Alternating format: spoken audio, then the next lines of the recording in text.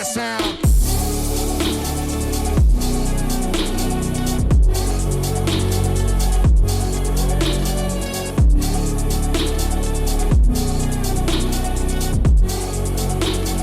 Getting that stuff to you with that sound. Dr. Kumi Naidoo is a human rights activist. He's a homegrown hero. He's been instrumental in leading protests against the apartheid regime in Chatsworth, Bayview.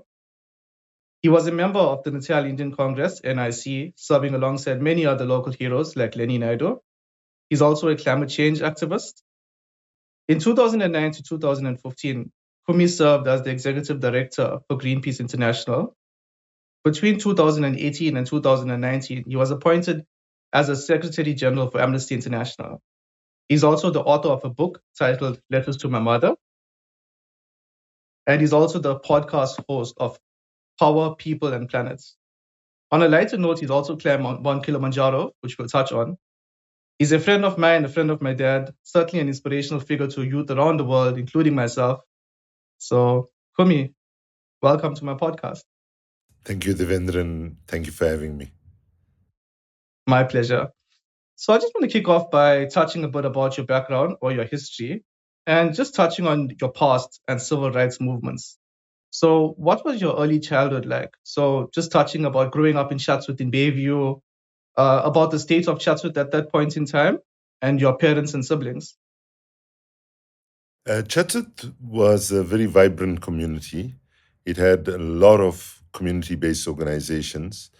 It had a very vibrant and well-organized cricket association and football association. My dad was involved in both, as well as a rich tapestry of civic organization through religious institutions, youth organizations, and so on. So my political awakening started when I was 14 years old during the Steve Biko inquest, just following what little you could get in the censored media of that time. And I became sensitized to the injustice of people being held without trial and being literally killed in prison. And then I had a personal tragedy when my mom passed at the age of 15. I was 15 and she was 38. And 2 weeks later, during a 16-day ceremony, was when, in fact, the National Student High School boycott started. It started in the Western Cape, where kids were chanting slogans such as, "You pay our teachers peanuts, that's why they give us monkey education." And by the time it reached Durban, a few days later, we were all thrown up in the boycott. I mean, to be honest, at 15 years old, you don't understand everything, but you can understand because you see at that age, when you go to town on a bus, you'll pass white schools which had 3 or 4 football grounds or rugby grounds and playing fields. And you, in your school in Chatsworth, you were lucky if you had one bad playing field. So you could see the inequality as a young kid. You could see that something was not quite right. In the first march that I was involved in, the folks at the front of the march were chanting, "We want equality," because our demand was equality in education, that the government should spend the same amount of money on every child, not on a racial basis. And by the time the slogan got to the back of the march, the younger kids were not chanting, "We want equality." They were chanting, "We want a color TV," because they thought that was the slogan at the front of the march. And at that time, I probably wanted a color TV as well as equality equally. And both appeared equally unattainable. And then, as has happened in many parts of the world, those in power then use repression as a means to stamp out the protests. And the repression, in our case, we were expelled from school. And even though we went to court, we got reinstated in school in 1980, then 81, same thing happened. We got expelled again and reinstated. And I managed to, finish metric by self-study and wrote the exams that, adult learners who go back to finish the metric, That's the exam we wrote. It was called the Joint Matriculation Board exam, and that then got me into university in 1983 when I was 18 years old. Wow, that's a rich history there. Sounds like a lot of trouble for a youngster to go through with getting expelled from school and being part of these protests and stuff. What's interesting to me, and I think as we progress through this podcast, people will realize and probably recall so much of your career and efforts in activism and fighting for human rights and civil rights. But there's something probably underpinning this whole movement that you wanted to be part of from a youngster. Like there's the notion that people want to believe in something or be part of an initiative that's higher than themselves or greater than themselves. So what was fueling your drive to want to get involved and actually want to make a difference at that age? So my mom and dad were not political in the sense that they were not involved in the liberation struggle, but they were very community oriented and taught us very good values. So one of the values my mom especially taught us was it is much better to try and fail than to fail to try. And that's the life of an activist, that a lot of time you have to be standing up for injustices that you might never win on, or it might take very long before you win. But the choice of staying silent in the face of injustice is wrong, because you're either part of the solution or you're part of the problem. And choosing to be neutral in the face of terrible injustice is a choice of choosing to be part of the problem.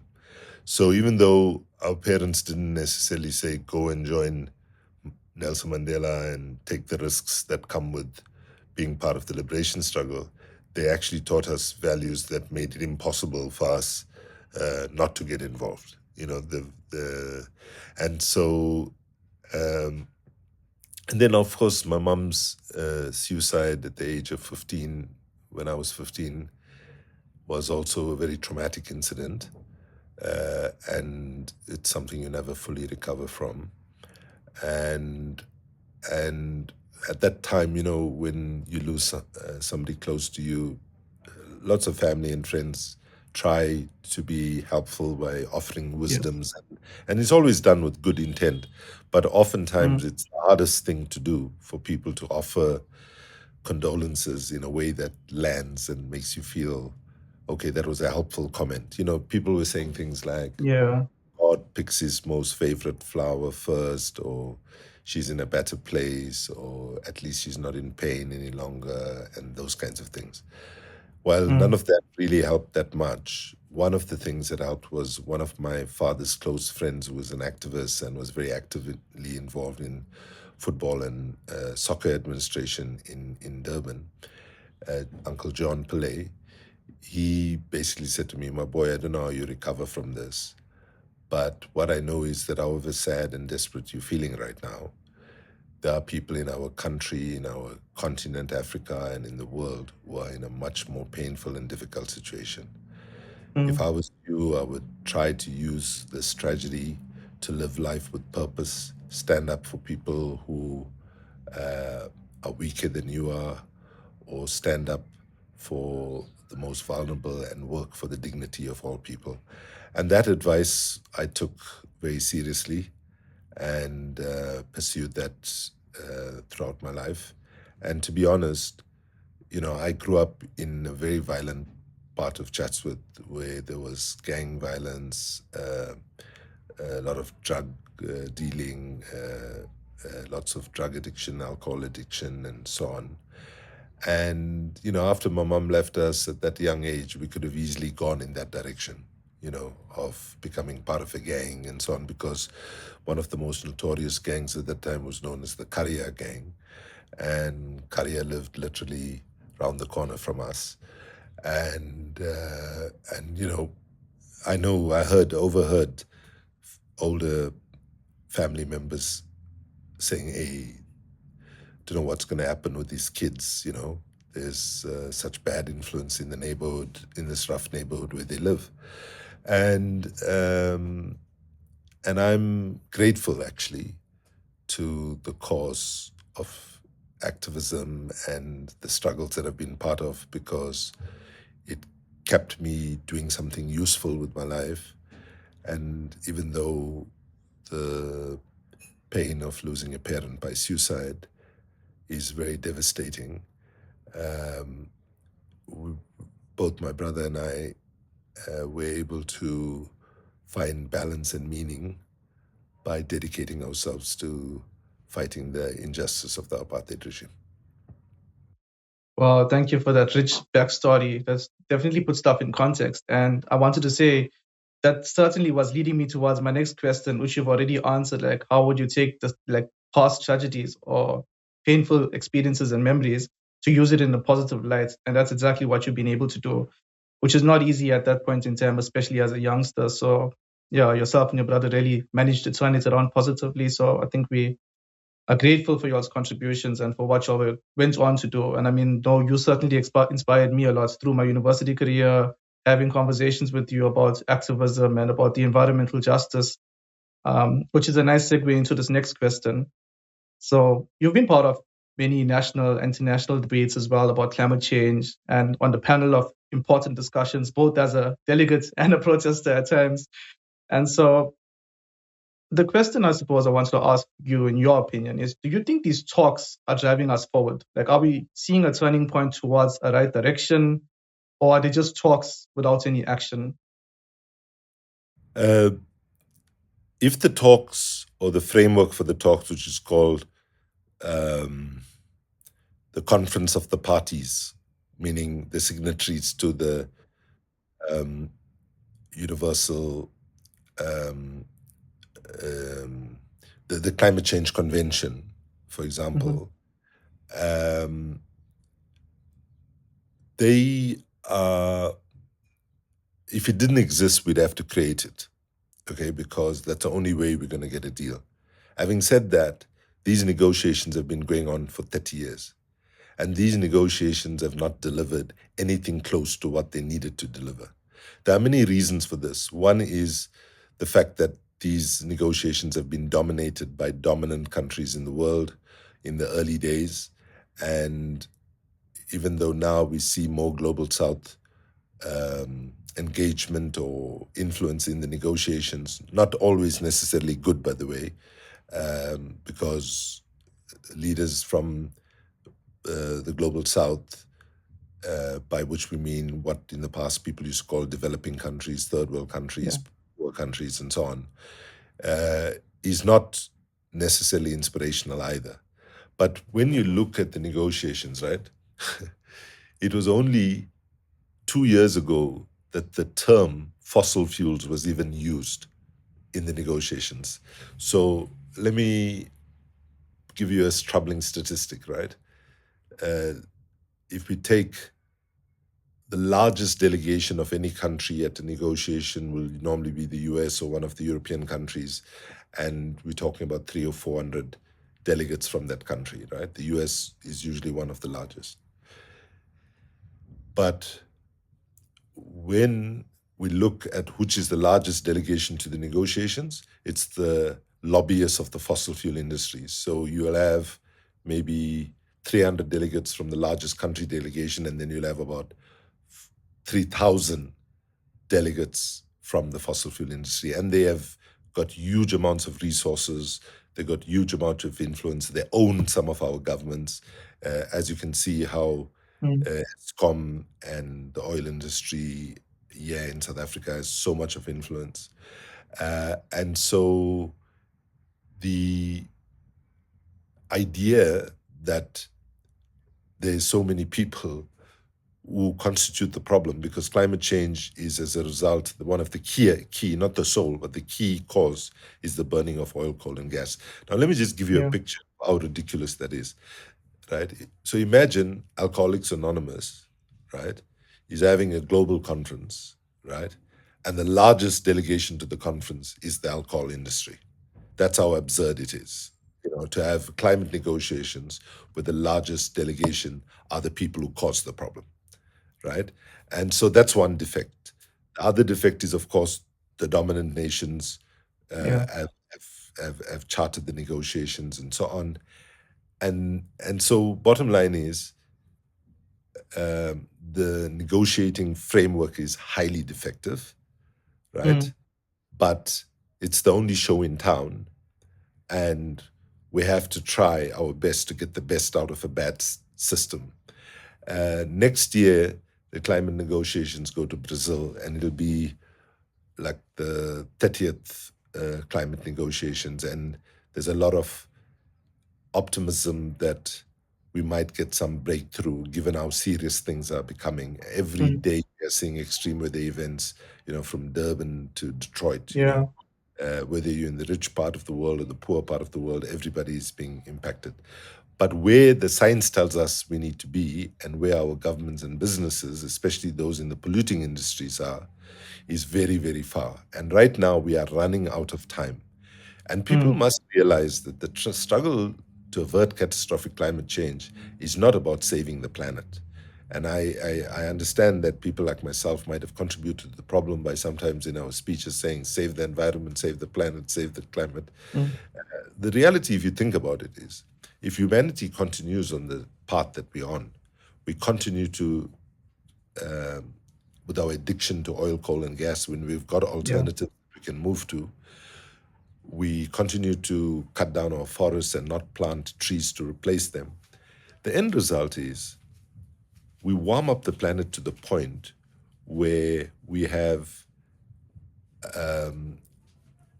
our soil depleted, our water resources depleted. It gets so hot we cannot plant food and so on.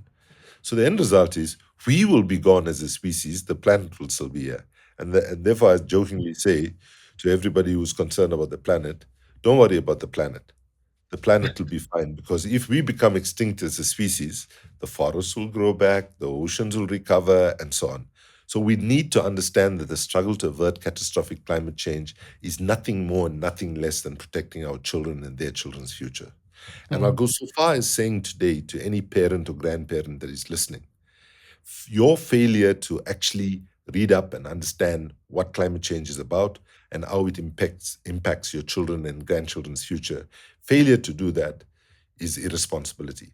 Our children and grandchildren are already asking, and will ask more so as the years move forward, what did you do when the science said that we have to get off fossil fuels and we needed to have a new energy system, a new way of thinking about the economy, the new way of thinking about transport and agriculture and food and so on. So I would make an appeal to every parent and grandparent who's listening to this. You can go online and find something. There's lots of videos that explain it and so on, Mm. on just what climate change is and what the consequences of not acting. Because the consequences of not acting, for example, for people in coastal areas like Durban, is sea level rise, because Yeah. the Antarctic and Arctic ice shelves are melting at a rate worse than the science predicted. And, there are people in Durban, for example, today might be having seafront property, but that sea, if we continue on the way we are, will engulf their homes in the coming decades. And I'm not, I've seen it happen in other parts of the world already. It's Yeah. happened, not as if it's going to happen in the future. And already you can see, the sea level is inching up and up. So that's one consequence. But the other consequence is the rain is not coming when it should. It's flooding. The rain comes when it shouldn't. Farmers are completely at loss about when to plant. So, Yes. in the old days, agriculture happened by what was called rain-fed agriculture. The farmers could predict when the rain is coming, and they will plant so that it would be in a proper cycle. Today, they can't do that. They have to adapt to a seasonal variation that is very different from what they had been used to for decades and decades. So climate change is a real, real threat, not to some ethereal thing called the planet. It is a threat to our children and their children's futures.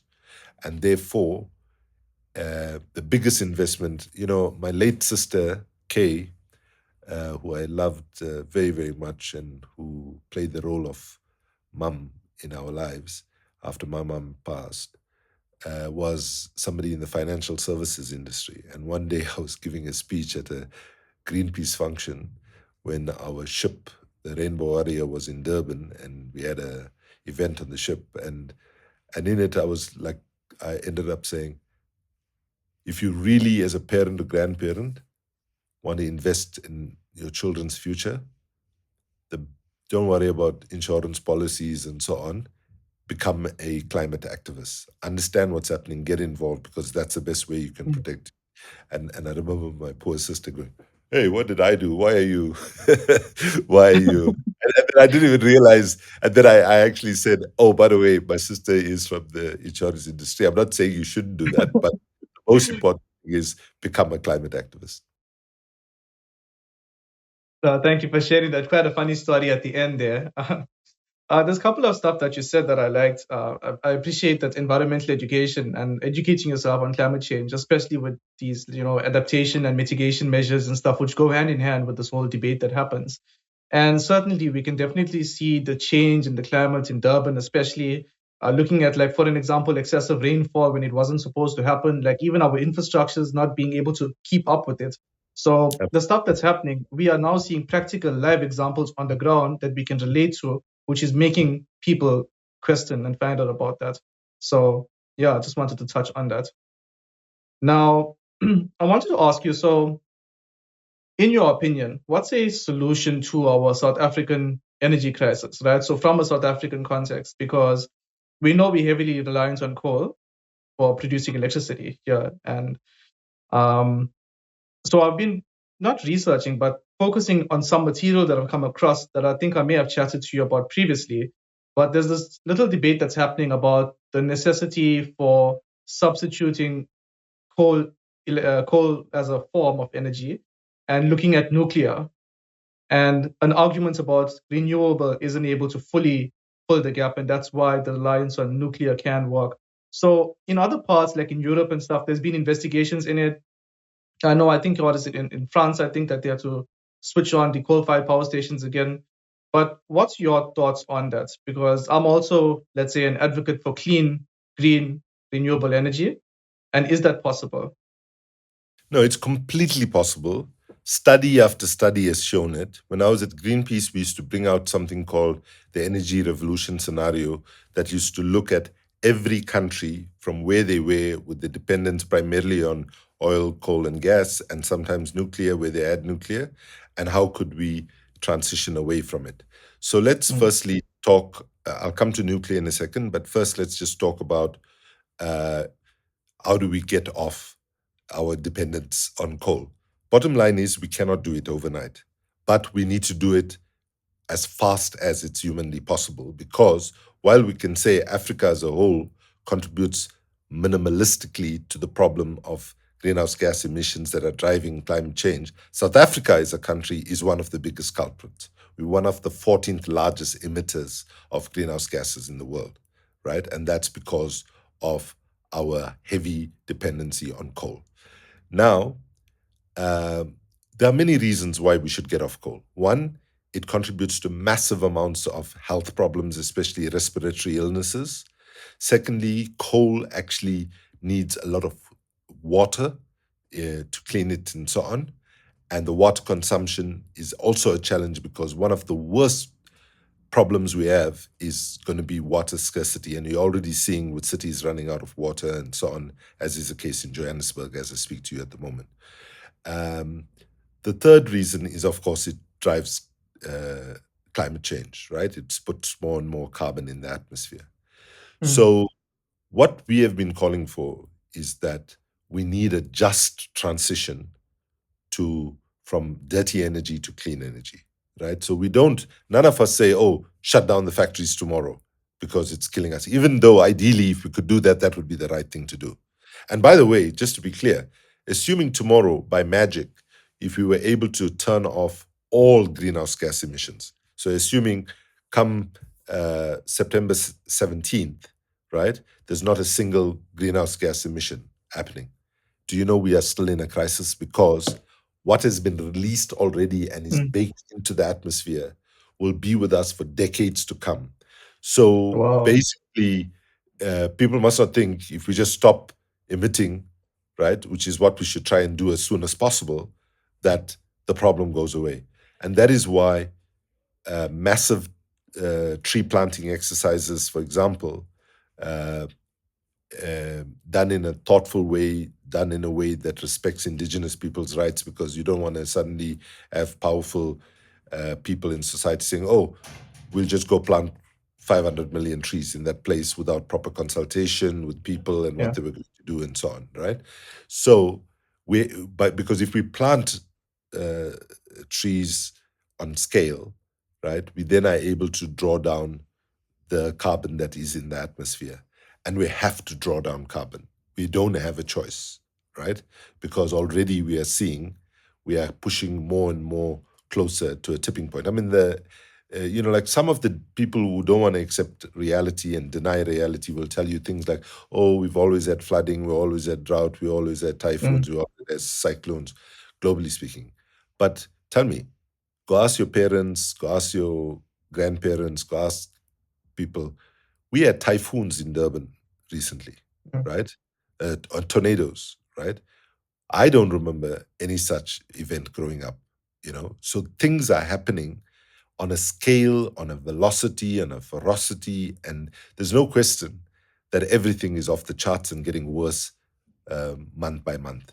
So we ignore the appeals of Mother Nature at our own peril.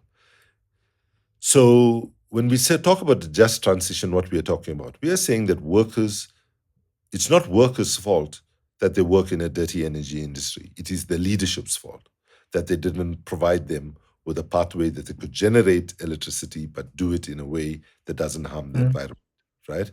So we need to make sure that young workers in the coal industry are retooled with skills to be able to succeed in a renewable energy economy. And this is about scaling up solar, scaling up wind, on-land wind and offshore wind, micro hydro, if it's done responsibly, biomass, if it's not taking away from places which is where food should be produced, geothermal, all of these things we have not invested in.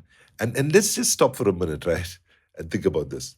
Assuming burning oil, coal, and gas did not contribute to the threat of climate change. Let's just assume that for a minute. Should we nevertheless still continue to have a dependency on oil, coal, and gas when we know we live on one planet, right? And at some point, as is Yeah. happening, we're going to run out of it. So why Yeah. would we want to embrace a commitment to a source of energy that ultimately will run out when we have sources of energy that can renew itself, that will always be there, and so on? Mm. So yeah, I want to speak to the religious leaders, the religious folks that might be listening to this, because right now I would say that if you, irrespective of what religion you adhere to, whether it's Christianity, Hinduism, Islam, Mm. Judaism, or any other religion, Shintoism, and so on, we need our religious leaders now to step out and say, hey, folks, you'll have been looking in the wrong direction.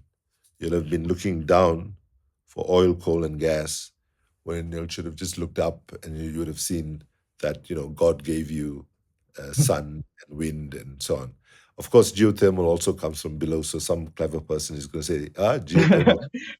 But you can have exceptions to the rule. And right now, I Yeah. challenge religious leaders, right?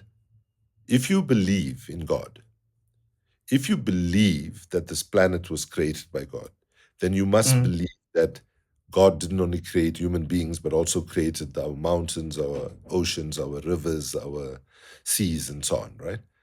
And their silence has been deafening in terms of speaking out for what, if you are religious, which is God's creation, which is also all the natural assets. And what we are doing is we are making it impossible for humanity to exist on this planet by taking away all these ecological assets, right? I mean, forests Yes. now we understand to be the lungs of the planet, because all the pollution Mm. that we put up, the forest actually absorbed and pulls the carbon and stores it safely. So, uh, when we talk about nuclear is a false solution, right? So let me tell you why it is. Firstly, it's a myth that there is no emissions in the entire nuclear process. Okay, there is, right? Not that, obviously, it's much less than coal. However, the reason I vehemently oppose nuclear is because it is too costly, it is too dangerous, and as a solution to climate change, will deliver too little, too late. So let me walk you through those words. Firstly, costly. Today, there is no question about it that what it costs to generate 1 unit of electricity from either wind or solar is minuscule compared to what it costs to produce 1 unit of nuclear power. So that's one Wow. reason, right? The second is they're too dangerous. So let's say Mm. the nuclear industry leadership comes before us and says, we can guarantee there will never be any human error in any of our facilities. And let's say we accept that. Then they say, we can also guarantee that there will never be any natural event like what we saw with Fukushima and the tsunami. And then they say, we can also guarantee there will not be any technical error. And let's say we believe them. But the one thing that they cannot even try to convince us is possible, that they have a solution for the storage of nuclear waste at the end of the cycle, right? So what is this nuclear waste? So the nuclear waste is after several years of production, there's waste that comes out of the process. That waste is so toxic and dangerous that even when it is buried deep in the ground somewhere in the world, that remains toxic and dangerous for between 100 and 200 years. So imagine this Wow. image, right? Imagine this image. Today, when archaeologists go and excavate and so on, they find temples and they find small towns and various things that our ancestors left for us. Children in the future who choose to be archaeologists, assuming we survive, when they go and excavate, they're going to be finding they will be releasing potentially the most toxic material that could just wipe out large numbers of people. So they and then in terms of how long it takes to build a single nuclear plant, right? The very fastest you could do it is in 7 years. Sometimes it can take up to 30 years because people are opposed to it to a large extent. There'll be Mm. environmental impact assessments, all of those things. And right now, we don't have 30 years, 20 years to wait to replace our dirty energy from coal, oil, and gas to clean energy, which is solar, wind, and geothermal, and so on. Yeah. We need to make that happen now. We cannot delay any further because we are seeing our children's futures being ripped away from them. You know, today, one of the things I find so sad is so many young girls who are knowledgeable and intelligent and who have understood the science and so on. They're all having conversations about whether it's responsible for them to have children. And what a horrible thing that my generation of Mm. leaders have imposed on um, the younger generation. We have failed. And I say to young people, especially when people in my generation say young people are the leaders of tomorrow, just push back on that. If you wait for tomorrow to take leadership, there won't be a tomorrow for you to take leadership. My generation is the biggest bunch of losers you're going to find anywhere in history because we are facing a existential threat that could wipe us out, and our leaders continue to be in denial about how close to that threat we are. Because what does the science say? The science says we need to be cautious because we are reaching the point, and the words are very important: catastrophic, runaway, irreversible climate change.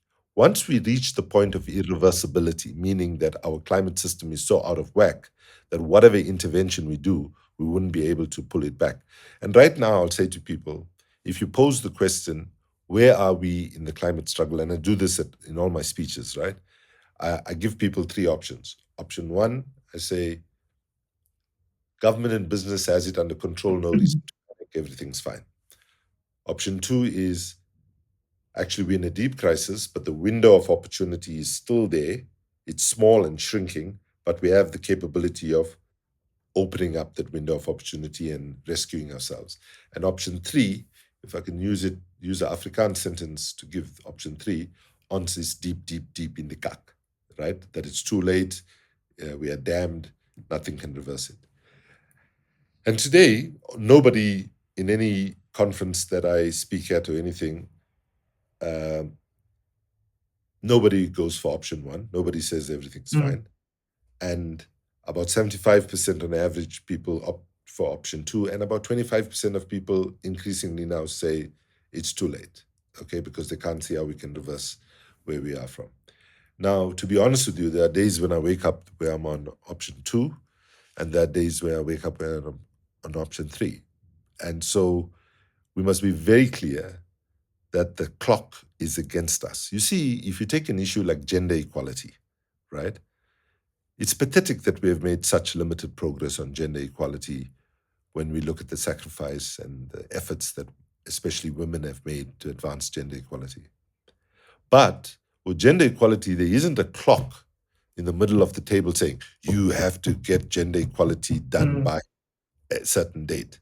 But with climate, the science has been very, very clear. They've been setting target upon target, and we keep ignoring them and acting as if they don't matter. So we need to turn things around in the next 10 years drastically. And that is why I unashamedly call for peaceful civil disobedience to push our leaders into acting with the urgency that the situation calls. Because it teaches us one thing: when we faced a terrible injustice or a terrible challenge, those struggles only move forward when decent women and men say enough is enough and no more. We're prepared to put our lives on the line if necessary. We're prepared to go to prison if necessary, and so on. And there is no other struggle that threatens us as much as the climate realities threaten us by, because we are talking here about the potential of humanity not being able to survive on this planet. And as parents and grandparents and as future parents, we have an obligation to fight for our children's future, and there's nothing more important than that. Thank you for that, Kumi. That's really powerful and rich and deep, and I definitely hope our viewers and listeners go back and listen to that. There's lots of stuff to unpack there. Certainly framed the discussion in different ways that I hadn't thought of before, so I found a lot of use and value in it. Now, moving a bit more towards the solutions-driven approach, like very briefly, I know there's an academic discussion that goes on about it. And recently I've been following your work as well. Well, I've been following your work for a long time now, but just recently more about the creative arts, right? So what's the role of these creative arts, like being arts, drawing, design, music, poetry, in transcending this message of hope, equality, and justice through this problem? So I've been reflecting a lot since I've stepped down as Secretary General of Amnesty on the question is, why is activism not winning bigger and faster? Now, just to be clear, if it wasn't for activism, we would be in a much more dire situation. It would have been game over on climate, for example, right? I'm not saying that activism doesn't matter, but, I've given my entire life to pushing for changes for justice. But, as Albert Einstein once said, the definition of insanity is doing the same thing over and over again, expecting to get different results. So if our current theories of change are not working, then we have to ask, why is it not working? And what do we continue to do? What do we stop doing? And what do we start doing to be more effective? And as you know, our family suffered the horrible loss of losing our son, Ricardo Mercado, who was known as Ricky Rick. And in the last conversation with him, 6 weeks before he passed, when we were together in Joburg, he said, you guys, referring to his mom and I, Luisa Zondo, and saying, you guys are really not good at your job. You all have dedicated your lives since you were teenagers to democracy, human rights, gender equality, sustainability. And when I look at the world, all of those agendas are moving in the wrong direction. And so when he was sort of saying it tongue in cheek and pulling our leg, but I then asked him about, well, why do you think we're getting it so wrong?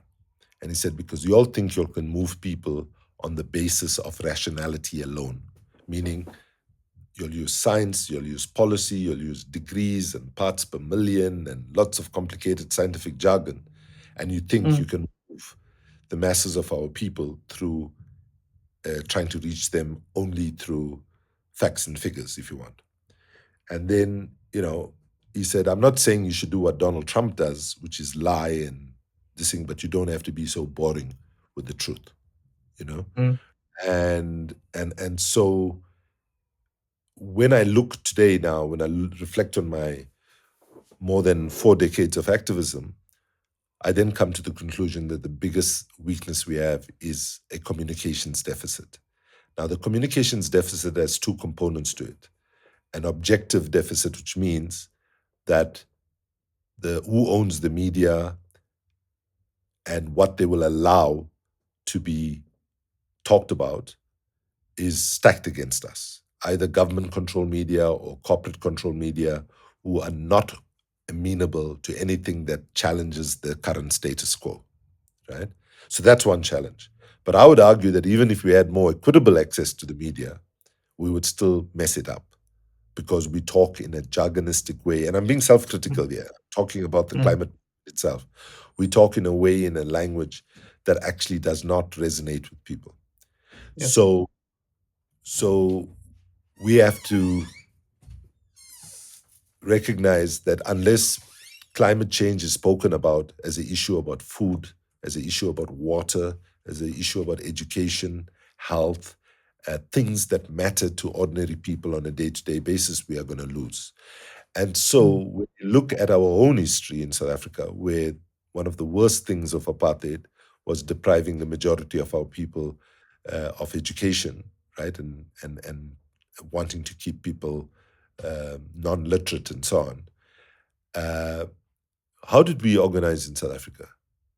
We used music, arts, visual arts, theater, street theater, all sorts of things that reach people in the art. And what we saw Ricky Rick do was he was able to reach millions of people with a message of optimism about being positive and so on, in a way that it helped people in their lives. And that's why he was so loved, right? And so one of the things that Ricky's mom and I are very committed to working on now is, and we set up a foundation in his name called the Ricky Rick Foundation for the Promotion of Activism.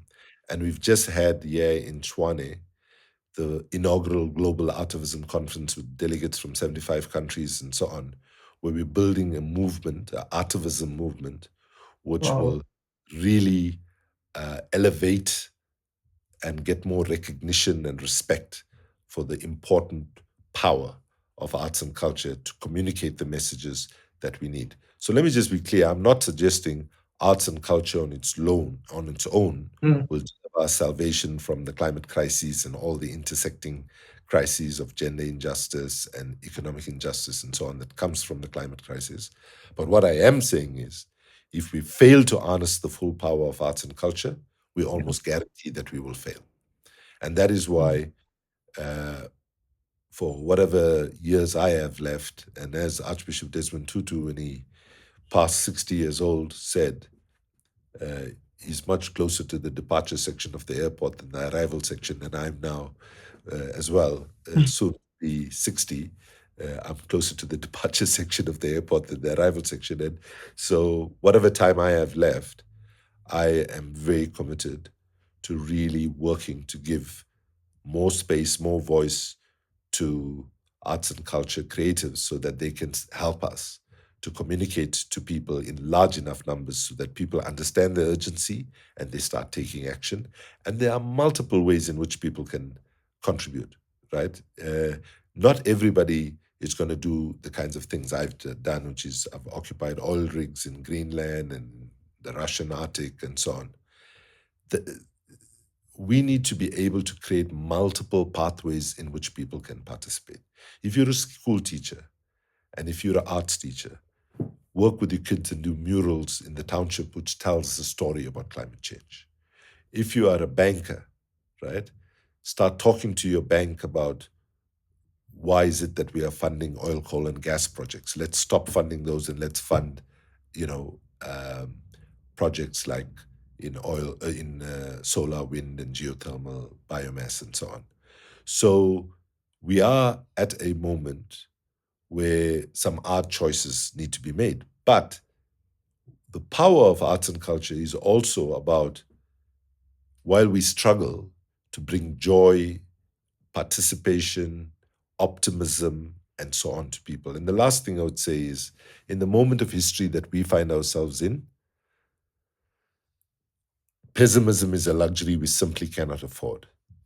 And the pessimism that legitimately emerges from our analysis, our lived experience, and our observations can, must, and should be overcome by the optimism of our thought, our action, our courage, and our creativity.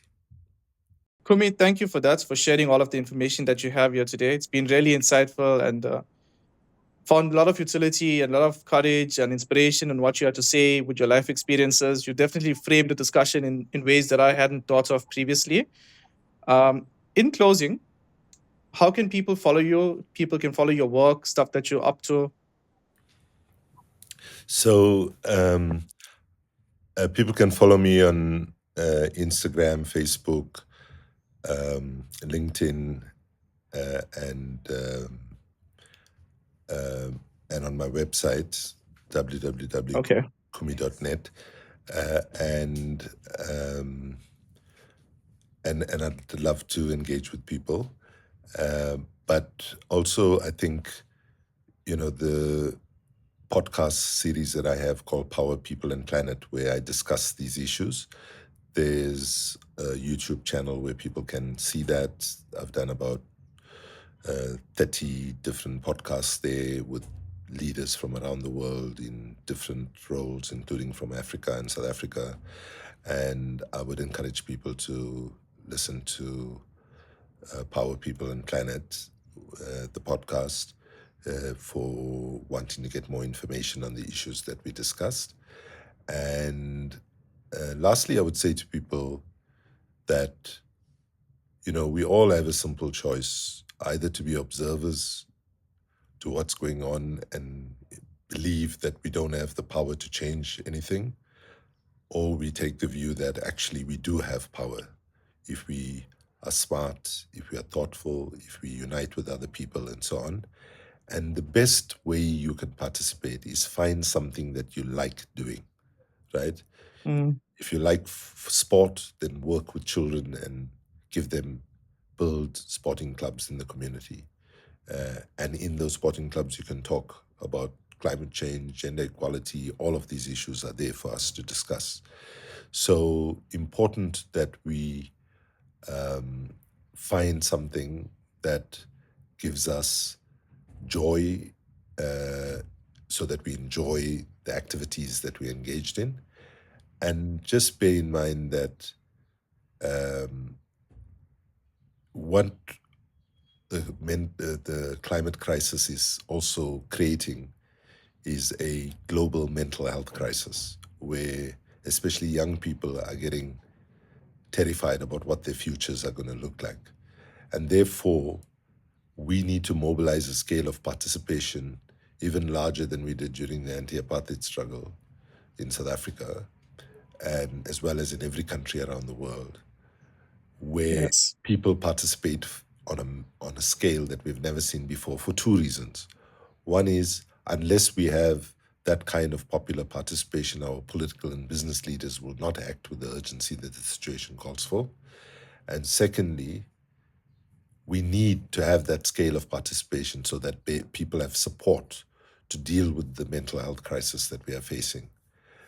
So that if your participation in efforts to try to improve your children's future is something that you do with honesty and energy and so on, but do it in a way that is also joyful. It draws on your skills and your interests and so on. That is also a antidote to depression, and participation itself can be an antidote to depression, demoralization, and so on. And yeah, I would say, as a young anti-apartheid activist, that participation did help us cope with the mental health challenges of living under a brutal apartheid system, as well as by mobilizing at scale, we also were able to say to government that you cannot continue like this, your days are numbered. So participation is important, both for putting the kind of pressure that we need, but also to help us each cope with the mental health challenges that climate change and the intersecting crises are bringing to ordinary people. So I would also like to say, in conclusion, that for those people who think it's too late to address the climate crisis, even if you hold that view, that is not a reason not to participate. If you hold that view, then let's make sure that the people that brought us to this point of destruction are held accountable, right? Even if you think it's too late, let's make sure that those that brought us to this point of destruction are held accountable. Those that put their own material consumption above those of the poor, those that speak a language of we are so concerned about the poor, but live lives that are so disconnected from the poor and who are all part of the 1%. I mean, if you look at the ANC here in South Africa, the ANC has generated many ANC millionaires, whereas many of our people remain in abject poverty. That is not what Lenny Naidoo and millions of South Africans sacrificed for. And we owe it to the people that gave their lives for a better society that we continue the fight. And I hope that listeners to your podcast will make the choice of saying to themselves, my life matters, I am valuable, I can make a difference, I just need to find out a way in which that difference can be made. Thank you very much. Kumi, thank you very much for that. I certainly am always inspired by when I speak with you, and I hope my viewers and listeners, or our viewers and listeners, will definitely take courage and solace in your message as well. Thank you for your time, and I wish you the best, and look forward to watching the rest of your work unfold. Thank you so much. Thanks, everybody. Goodbye. Hearing that sound.